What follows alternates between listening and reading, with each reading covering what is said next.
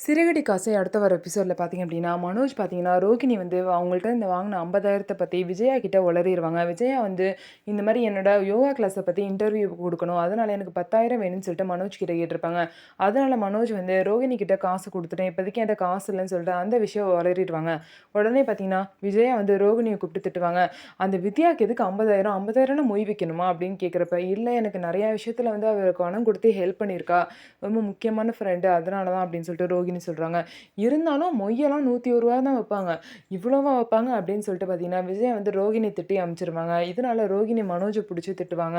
"நீலாம் இவ்ளோ டிகிரி வாங்கி என்ன பிரயோஜனம்? எல்லா விஷயத்தையும் போய் உங்க அம்மாகிட்டயே சொல்ற. எனக்கு இந்த வீட்ல யாருமே சப்போர்ட்டே இல்ல. ஆனா இந்த மீனாக்கு பார்த்தியா, அந்த முத்து எவ்ளோ சப்போர்ட் பண்றா" அப்படின்னு சொல்லிட்டு மனோஜ போட்டு அவ்ளோ திட்டுறாங்க.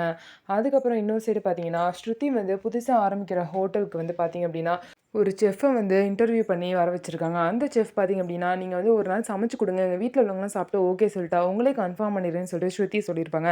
அதே மாரி அந்த செஃப்பும் சமைச்சிருப்பாங்க. அந்த செஃப் யார் அப்டின்னா, ரவிக்கு ஜூனியரா வொர்க் பண்ணவங்க.